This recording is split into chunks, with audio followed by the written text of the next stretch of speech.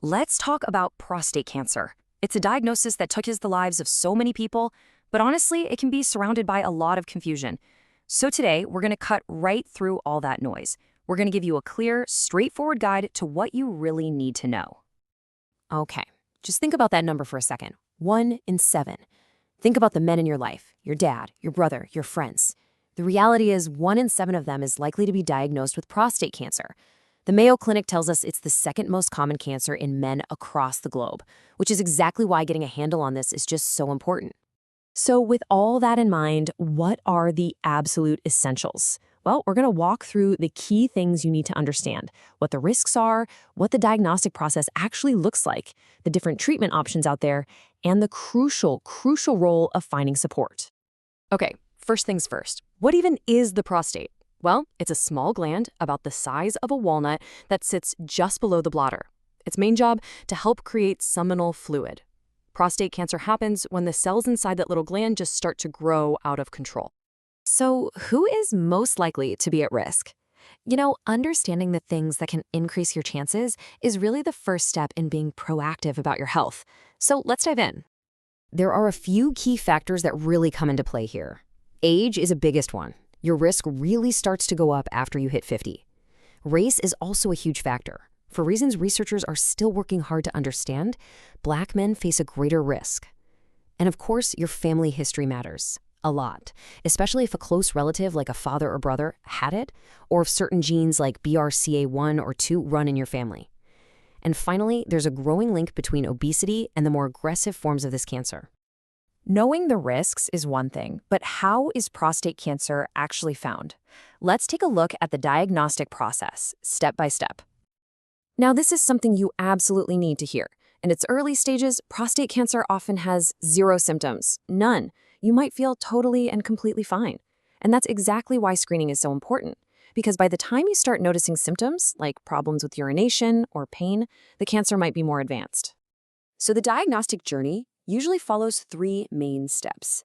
It starts with screening, which is often a PSA blood test and a digital rectal exam. If anything looks a little off, the next step is a biopsy to actually check for cancer cells. And third, if cancer is confirmed, it's staged using something called a Gleason score. Think of it like a grade that tells doctors how aggressive the cancer is, which is totally key for figuring out the best way to treat it. Getting a diagnosis, well, that's when the focus immediately shifts to treatment. And honestly, this can be the most overwhelming part of the whole journey.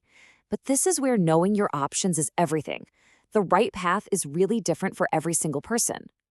Generally, treatments fall into about 3 main buckets. For cancers that are growing really slowly, sometimes the best option is just observation, or what doctors call active surveillance. For cancer that's still just inside the prostate, you've got localized treatments like surgery or radiation, which aim for a cure. And then for cancer that might have spread, there are systemic treatments like hormone therapy or chemo that are used to control it throughout the whole body. I really want you to hear this next part. This is probably one of the most important things to remember. You have time. Most prostate cancers grow very, very slowly.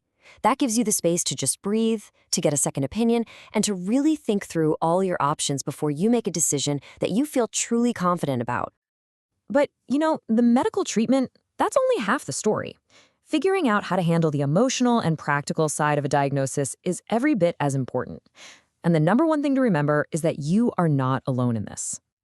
Support really comes in 2 main flavors. You got emotional support, that's everything from counseling to support groups to help you manage all the stress and the feelings that come with this. And then there's practical support, which helps with the real-world stuff, like figuring out how to pay for treatment or just getting a ride to your appointments. Both are so important. This quote from the organization Zero Prostate Cancer, it just says it all, doesn't it? There's this unique power that comes from connecting with people who are on a similar path. That shared experience, it gives you a kind of knowledge and understanding you just can't get anywhere else. And the amazing news is there are so many resources out there to help. Organizations like Cancer Care, Zero Prostate Cancer, and the American Cancer Society, they offer everything you can think of, from support helplines and online communities to financial aid programs. They've built these entire networks so that nobody has to feel like they're going through this alone. So really, this whole thing comes down to one big question. What is the most important conversation you can have about your health? Whether that's asking your doctor about screening, talking with a relative about your family history, or reaching out to a support group. The most powerful thing you can possibly do is to just start talking. Thanks so much for joining us.